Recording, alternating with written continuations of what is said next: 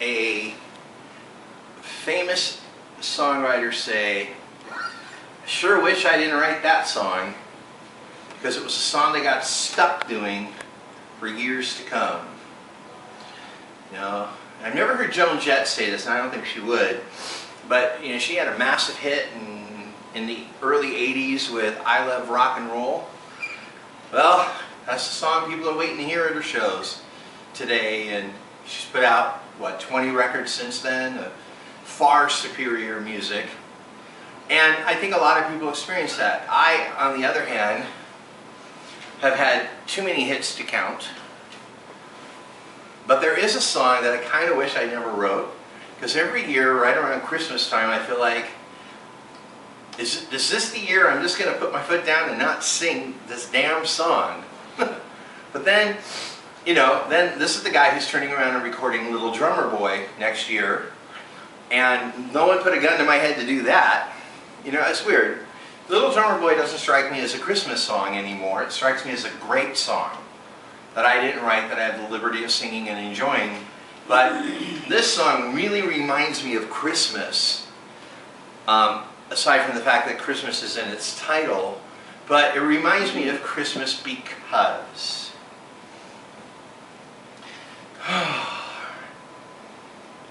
see, this is part of performance. You have to realize that some people in the room in TV land have never heard this story before.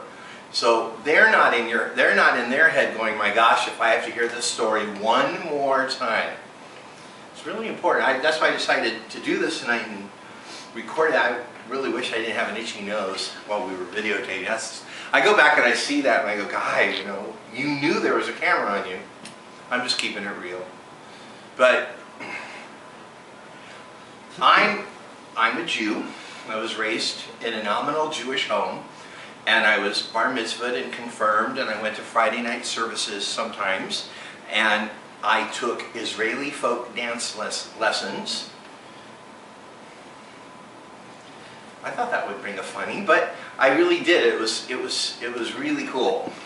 They lure you in any way they can, those pesky Jews. They get you with the food, they get you with the music. You know, it was great. No, it was great. It's funny how my memory is so foggy that I can actually just remember stuff that I thought was good and forget every other aspect about growing up Jewish. Because I really didn't grow up in a seriously Jewish home. I grew up in a home where you made damn sure you weren't a Christian. And yet, when I became a Christian, I didn't get disowned for being a Christian. But in between, I got in a lot of trouble doing Christian-like things, like getting all excited about Christmas and decorating a Christmas tree in the house when my dad wasn't home, hoping that when he came home he wouldn't yell at me and make me take it down. Taking it down was almost half the fun after the explosion. But I would stay up every year and I'd watch every version of the Christmas Carol. Now anyone who's done that knows that's excruciating. I mean, one's bad enough. Seriously. These aren't stories that you can watch a billion times in one night without getting a little bored. But I would watch Christmas Carol, all the different versions, and then at midnight wait for something magical to happen because it became Christmas. And at midnight nothing would ever happen. So I finished watching Christmas Carol number 4 or 5, and then I'd go to bed unhappy. Then the next day, the whole family would come over and I'd get a bunch of presents, and then someone would dress up as Santa. Wasn't I in a Jewish home? See how confused I was? But I watched every Christmas special, every Christmas movie, and I performed with groups at school that went around and did Christmas caroling. And when I actually became a true blood believer in the Almighty Christ, that was October of 1982. So it was October 13th. So I had about 2.5 months till Christmas came. That first Christmas meant a lot to me. I was so excited, and I was counting the days, and I participated in everything at my church that was Christmassy, and then Christmas came. It was Christmas. It was the day. It was the big day. And it was going to be totally different because now I was a believer. So I did the rituals. You know, I watched all the shows along the way and found that most of them meant absolutely nothing to me anymore. Because compared to the experience of knowing Christ, these were all just cartoons. They weren't bad. Don't get me wrong, Rudolph was still really cute. And I still really got the misfit toys. But it was all pretty clunky and pretty weak, pretty dated. Little Drummer Boy was amazing, made me cry my eyes out. Still love a Little Drummer Boy. But most of it was pretty schlocky. And then the dreaded Christmas Carol movies, one after another. Now that was pure unadulterated hell. I loved the movies. I just don't ever want to watch them all in the same day ever again.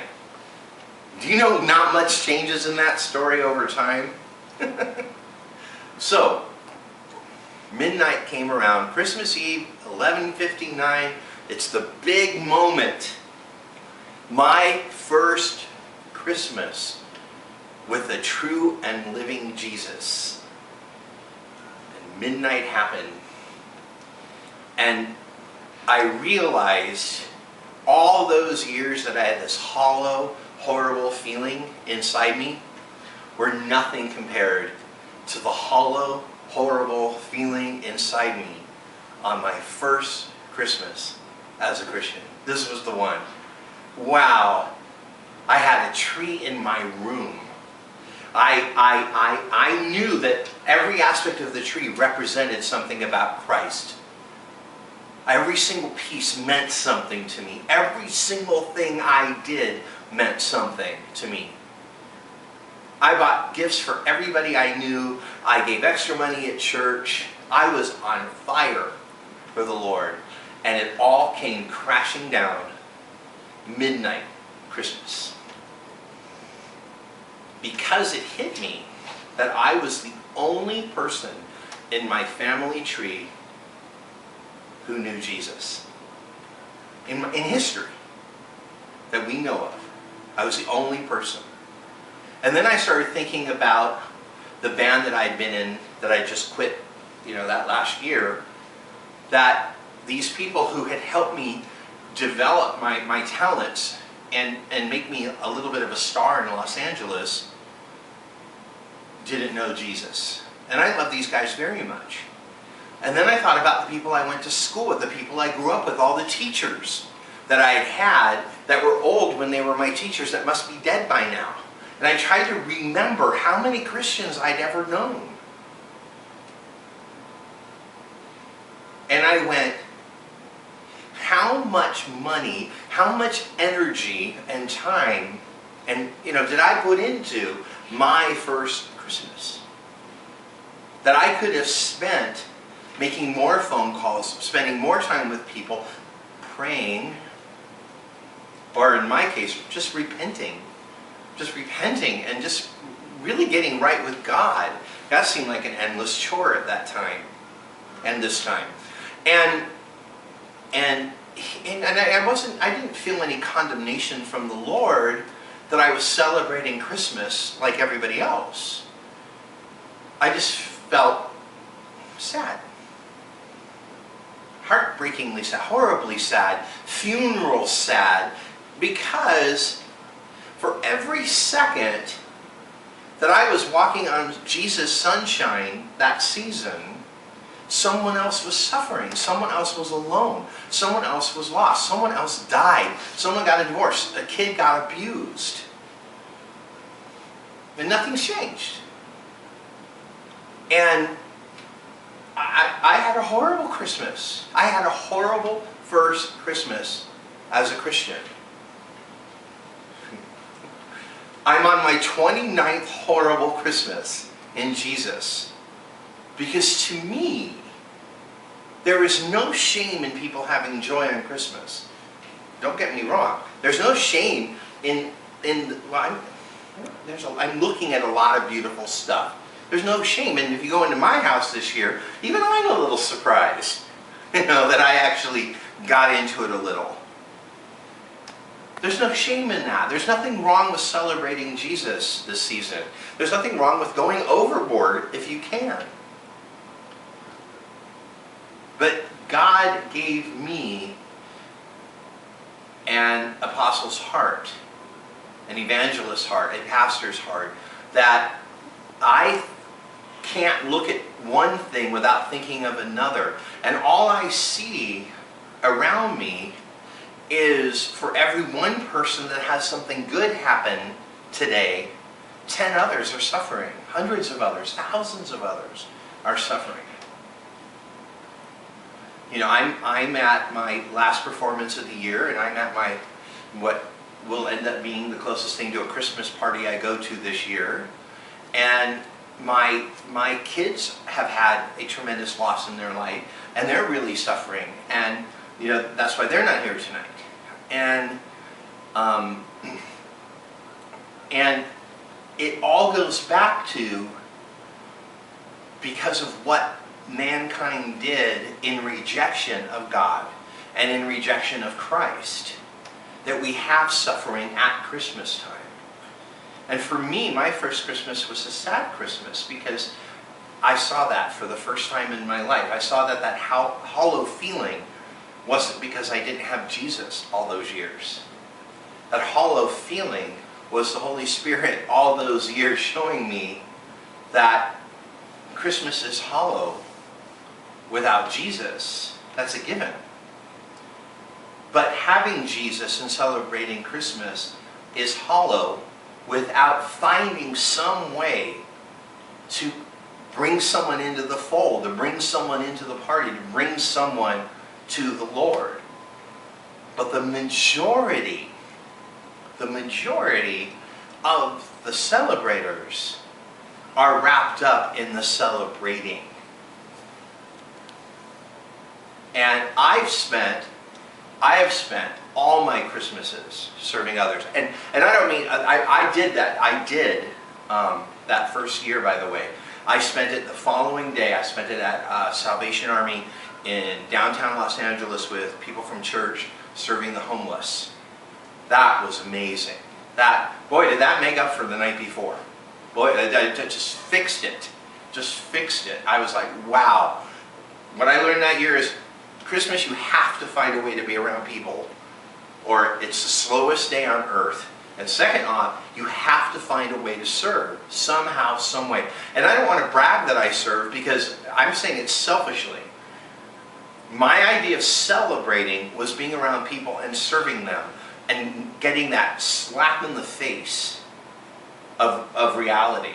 It was all about me. It was selfish service straight across the board. I don't want anyone to get the idea I bragged here about any of it, but I found that every year, if there is a way to go visit someone who's sick, to bring someone into your home who has no one to spend time with, Christmas makes a lot more sense. A lot more sense. And again, it is beautiful, and this year it hasn't even really gotten on my nerves. I've done the best. I've done the best in all my years as a Christian to actually kind of enjoy the season. I've also kept myself away from malls, and I haven't turned on any radios, and I haven't watched any TV that was like in real time. So I avoided a lot. But then I saw everything on the internet about what happened the day after Thanksgiving at Walmart. I mean, I still see this stuff, but I digress.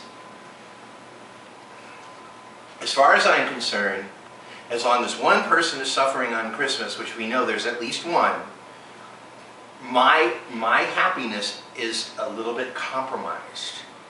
And I wrote this song about it, and it was funny because I wrote it a long time ago. I didn't write it that long ago, but I wrote it a long time ago, and I thought the first time when I played it in a room full of people, I would get accolades. I really thought that. I really thought, I've really done it. I've written an amazing Christmas song. I've written others. I really have. I've really written some Christmas songs. They're buried somewhere. I don't even know how they go, but I've written stuff. But I thought this was the piece de resistance. I thought this was the one that was going to cause people to really see my heart and stuff. And people came up to me and said, you know, you might want to think twice about that song. Now, what's funny, it's the longest intro in history. It's okay, I did half my sermon just now. I blame the Holy Spirit, that's all I can say.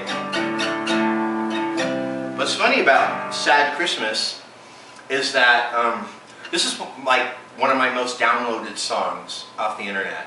This is like one of my biggest hits. And when I did it, when I first did it, I don't think anybody complimented me on it. And when it was on my record, you know, one of my early records, nobody liked it. Trust me, I did it once or twice in concert, and I dropped it. I couldn't take the faces. I was like, I'm just going to give this back to God, and I'm going to give it back to God. And yet I'm the one stuck doing it every year. But I'm kind of doing it this way because I've never ever recorded a slow, soft acoustic version of it. And I figured if I make a video and it turns out good, right? All right, no mistakes. Have I gone an hour yet? Then I can just post it and get a zillion hits and say I've paid my debt to society, and maybe next year come up with a happier song.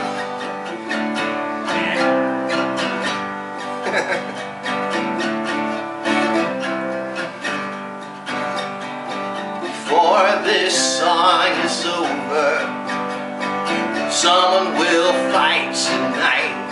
Yeah. Before this song is over, baby, someone will fight tonight.